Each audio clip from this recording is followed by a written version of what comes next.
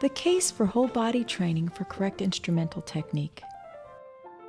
It has been said many times that on the short list of the greatest virtuoso pianists ever to live would no doubt include Franz Liszt and perhaps Sergei Rachmaninoff.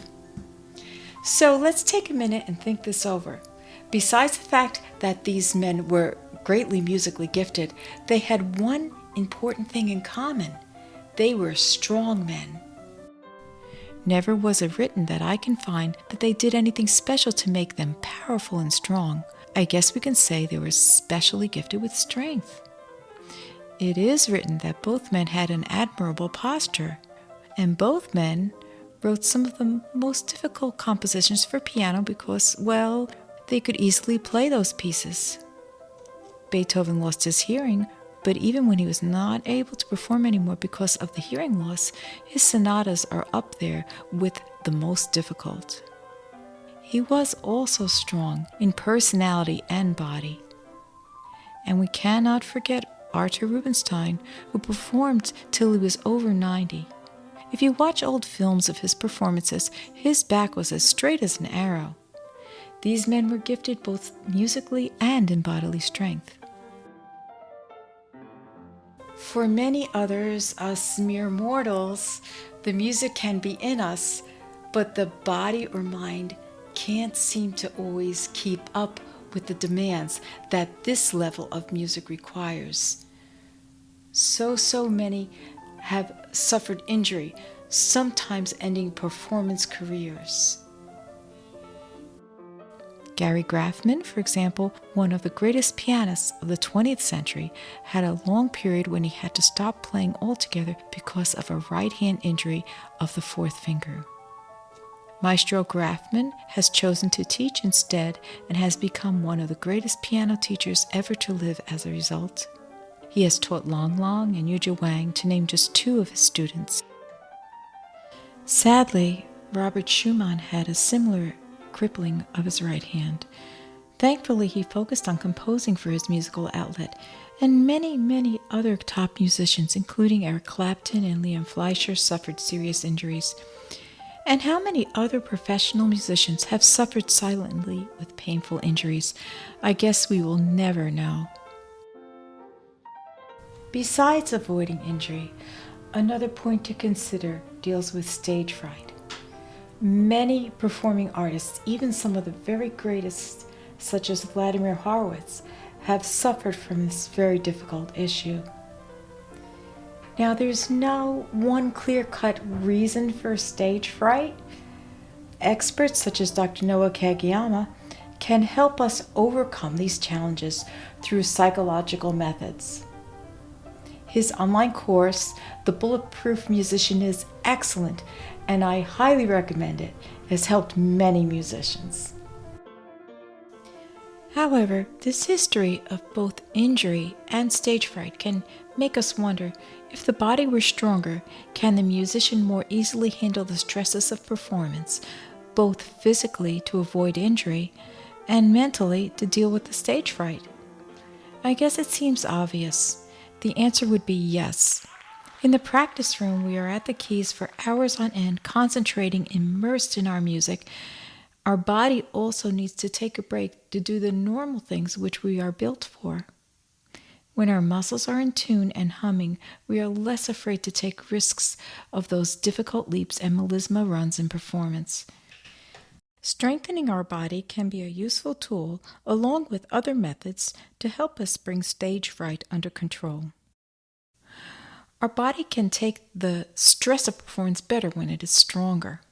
Confidence and bodily strength work hand in hand, and we are less likely to become injured as the strength to play well begins in the strong back and abdominals. The whole body helps us to get the power to our hands to make the music come out. Including exercise and stretching as part of our practice time in preparation for performance can only do us good. Let's take it a step further. As a piano teacher for several years, from time to time, I have heard stories from students who were told by a former piano teacher that they didn't have what it takes to be a great pianist. That statement has always hit me hard. Who can say what will become of someone?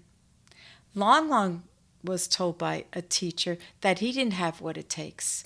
Imagine that, Long Long. Yuja Wang was told she did not have the finger strength to be great, so she purposed to prove her teacher wrong, which she certainly did. Inspiration and a strong desire to make the music inside come out also comes with true talent. That music inside the heart must come out. With the right nurturing from a great teacher, the inspired student will work hard to accomplish great things. The formula is pretty simple. The inspired student can reach full potential by using every tool possible: technique, harmonic understanding, ear training, and strengthening the body, the heart, the mind, and the soul. Reach for the dream. Push every button. The sky is the limit. This is where training the whole body for correct instrumental technique fits in with studies for advanced piano technique in an approachable manner.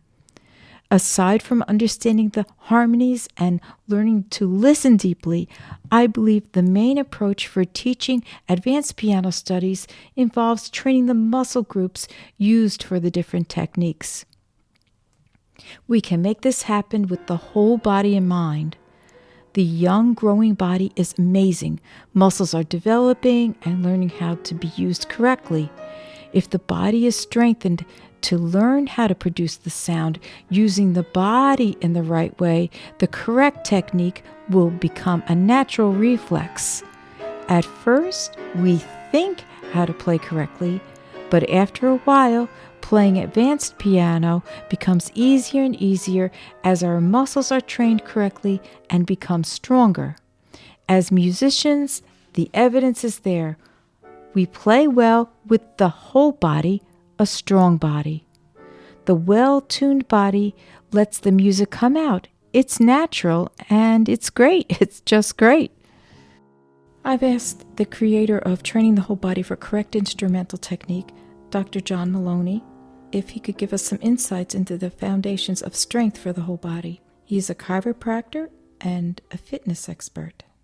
Dr. Maloney. Some of the areas that I think are most important are the core, your back, and your legs. Your core in general, which consists of some back and leg muscles as well, is kind of the foundation or the median center of your body. So if you're not strong or stable there, you're much more prone to injuries in most of your body, and your extremities, believe it or not, and your lower back especially. So it's really important that, especially if we're in a seated position a lot, that area tends to get weak or inhibited, that if you are focusing on a rehabilitative program or strengthening exercises of any sort, that you are focusing on a lot of your core. And your core, really, a lot of people think of your core and you think of your abdominal muscles, which is your stomach area, your abdominal wall.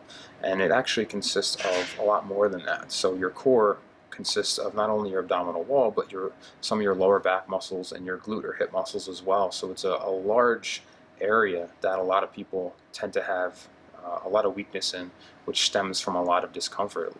Lower back pain specifically, which is one of the most common issues in people today, and it's a really difficult area to treat. A lot of people have hundreds of different reasons why they have lower back pain, so it's a very difficult area to treat, to make sure that we're keying in on what's causing it, what the dysfunction is, and then how to address it from there. So making sure that those areas are strong and stable to begin with will really allow you to perform better, have more longevity, and decrease the chances of being injured. But also a major part of that is applying the correct core exercises. Doesn't mean that you're going to go sit down and do 100 sit-ups a day, because that necessarily may not help you. It may make you worse. So what we're going to talk about a lot is which core exercises will be effective for you, which will cause the least amount of damage, and which will stress the body the least, and also which ones will effectively activate and strengthen the correct muscles without irritating any areas as well. I've asked Dr. Maloney if he could explain to us why so many musicians suffer with injuries. Is that many musicians are in a very sedentary position when they're playing, performing. So that in general is probably the number one reason why I see many patients. They're locked into their desk, or they're locked into their musical instrument for hours a day, and that puts a lot of negative stress on our body, which over time creates a lot of dysfunction in hips, lower back, mid back, neck, shoulders, arms.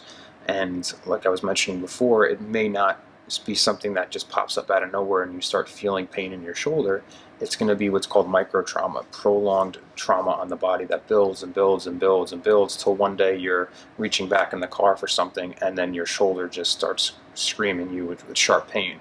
And you can say, I wasn't lifting anything, I wasn't really doing anything strenuous, but that was building upon itself for maybe months beforehand, where you had tight joints, tight muscles, which weren't moving correctly, so that motion, which normally a person should be able to do without stressing the body, was just a little too much that one day, and then you irritate the muscles or the joint, and then you start having dysfunction. So I see a variety of patients for many different issues, and a lot of it stems from micro stress and micro trauma built up over time from more sedentary type lifestyles. So, how much exercise would be needed to make us stronger? That varies person to person. Um, there's various different rule of thumbs on how much you should exercise per day. That is dependent on what type of exercising you're doing. What's your history of exercising? If you're not used to exercising at all, you shouldn't jump into doing 2 hours a day. That's how you're going to increase your chances of getting injured. So that's very different person to person. What you want to try to get into a routine to doing is just exercising in general. So if you're not used to exercising, even devoting 20 minutes 5 days a week is obviously a step forward compared to not doing anything at all. It's essentially about getting your body moving, getting out of that state of not moving as much as you previously were. So putting your body in a different comfort zone, quote unquote, than it was used to elicit a change, a positive change. So exercising is training your body. So it's all dependent upon the individual, what their history was, and where they're at training level wise as well. So I would say a good starting point for someone who's not used to training or exercising is at least 20 to 30 minutes a day. And that doesn't include like warming up and cooling down, at least 3 to 5 times a week, and then adjusting it from there based on how you progress. Exactly. That's exactly what I've been recommending to my students who are seriously training in their music. So the tie-in is amazing, because I tell them if they're going to practice a 3-hour day, piano, Yep. they're training piano and they're practicing a 3 or 4-hour day. Part of that practice time should be also the exercise time. Yes. So you don't make it a separate world. Make it part of your world and part of your life. Well, exercising in general, we're talking about strengthening the body, talking about increasing the body's ability to deal with outside stress. So when you're playing an instrument, it's very stressful on the body because you're putting yourself in awkward positions for prolonged periods of time. So if we're able to train our body to deal with that stress better, we're going to respond better to when you put it through that stress of playing or practicing or performing, and then you're going to be accustomed to that stress and be able to increase your levels of performance. Exactly. Many of us already are aware of Dr. Noah Kageyama. He is the author of the very successful online course, The Bulletproof Musician. He's a performance psychologist at the Juilliard School. I asked Dr. Kageyama if he had ever noticed a linkage with bodily strength and confidence in performance. To be honest, I'm not so sure in terms of what the research says in that sort of domain, but I know that anecdotally, a lot of my friends in conservatory, in college, actually I saw them at the gym quite often. One of them's now in the Philadelphia Orchestra. Another one is in a well-known quartet.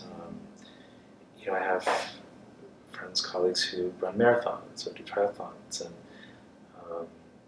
I believe there's even an amateur powerlifter who plays percussion here in the city, and is quite talented at both, it seems. And I had a student who's also a percussionist who committed to really trying to get in shape during one summer.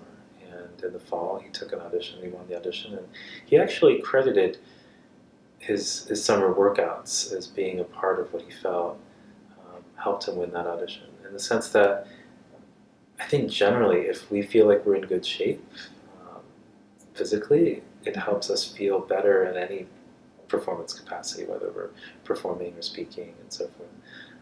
I think being in better cardiovascular shape certainly helps with lowering our heart rate generally, and it can help with anxiety and mood and help us sleep better. And so altogether, there's a lot of benefit in being in good shape and having a regular exercise routine. And I don't know if this is true or not, or just my awareness of it, but it does seem like I think more and more musicians seem to be making exercise or yoga or some sort of physical activity a priority. A few summers ago, I attended a piano summer recital at SUNY New Paltz. Although all of the students of Mr. Feltzman were so very talented, there was one who stood out as exceptional. That pianist was Polina Kolakova. Her performance was transporting. Polina has won many international piano competitions, including first prize in the Jacob Fleer competition in 2017, and this year the first prize in the Fausto Zadra competition. It has been my pleasure to interview her for this project. Everything I see about you is the way I believe as a good pianist should play. Your posture, the way you your different techniques.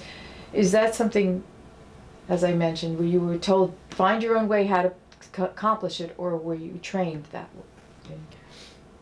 Well, I'm very lucky because I had and I have really brilliant teachers through my whole life. And what teachers do, at least in Russia, I don't know about other places, but good teachers in Russia, when they start to teach a little kid, they pay a lot of attention to the posture, to the right movement. Yes. And even some of them suggest to start not with the piano itself, but with some special body exercises to feel how do you play, how do you use your hand, how do you use your spine, and what should you do with this. Of course, it's made in a playful form, so which would be good for 4, 5, 6 years old kid. But and I also think it's very important. Definitely. Yeah. Definitely. So maybe later on, there was a few moments that my teacher told me, for example, many people and I did, do like this during their play. Yes. So my teacher would always come to me and correct it a little bit. But mostly, I think that the most of things were done in a very young age. Exactly. The basic of it. Yes. Yeah. Because often in the States, I've noticed there's always that disconnect. We bring people, not that I do it this way, but it's often that the teacher just brings the student straight to the piece and doesn't really get into, at the young age, into those kind of things, which is I strongly believe in. Yeah. It's a pleasure to introduce the former offensive lineman for the New Orleans Saints, Mr. Augie Hoffman. He is presently the head coach at St. Joseph's Regional High School football team in Montvale, New Jersey. I've asked Augie to share with us his thoughts on repetition of exercise and muscle memory. For us, everything we do, and I was an offensive lineman, so I'm more partial to the big guys in the offensive line, but every position has it. So we talk about motor memory, muscle memory, our individual periods where we're working on our specific technique for that position. we try to keep it as uniform as possible. So every day or every other day, they know the drills they're going to do. So that internal rhythm, like you're talking about, it's become second nature. Okay. So there's nothing that you haven't seen that your technique is not going to cover. And that's going to keep you going. So, like we talk about being mentally tough, being mentally strong, being physically tough. For us, in football, if you can rely on your technique is going to carry you through that mental toughness, that body fatigue, because it becomes second nature. Like you don't think in the beginning when you're learning it, you can see kids thinking about what the footwork is, where my hands should. And I'm sure it's the same in the piano. All of a sudden, when you become well versed in it, your fingers just move, I would imagine.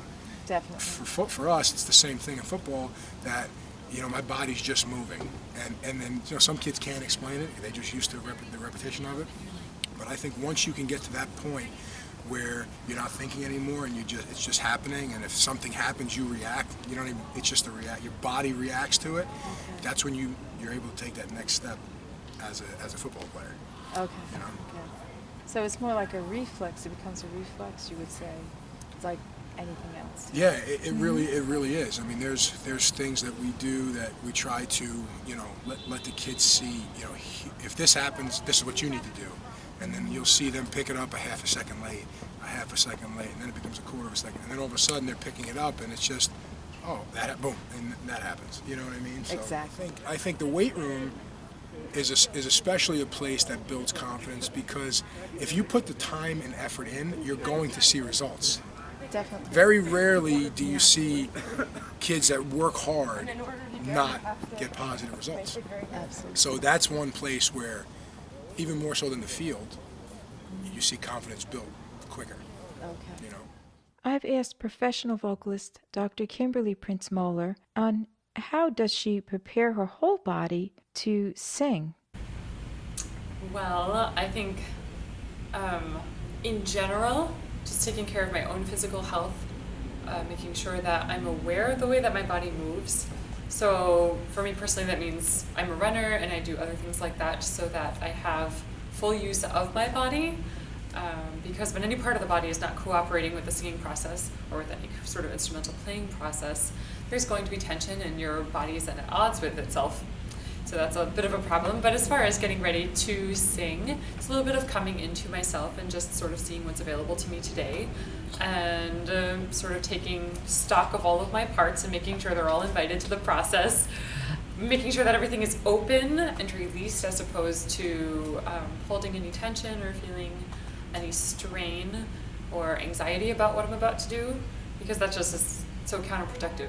We will conclude the case for whole body training for correct instrumental technique by observing an excerpt of the first movement of the Sonata in F sharp major, opus 78, by Beethoven, performed by pianist Ronne Boyce. As we enjoy this excellent interpretation, let's consider a few important points. Yes, Ronne has worked hard on her technique. She has practiced for many years to get to this level of musicianship. Let's think, how would she play such a demanding piece if she were not strong?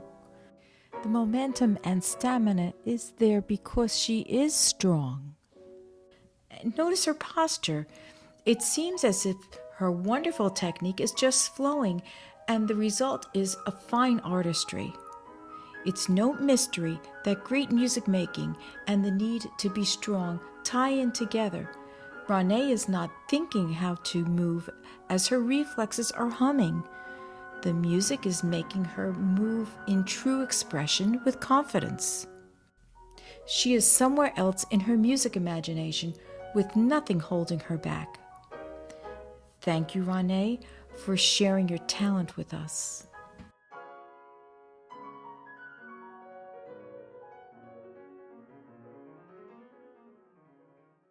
So, I hope the case for training the whole body for correct instrumental technique is closed. The evidence is in plain sight. If we start with a great piece of machinery, a strong body, we will have an easier time to get the technique just where it should be. And then the music will flow through us, and the end result, the goal will be to make music, beautiful music, and to be the very best we can be. Thank you for taking time to watch this video. For more information on studies for advanced piano technique in an approachable manner with training the whole body for correct instrumental technique, you can go to www.pianotechnique.guide. You can also email me directly at pianotechnique@outlook.com. We are here to help you reach your goals.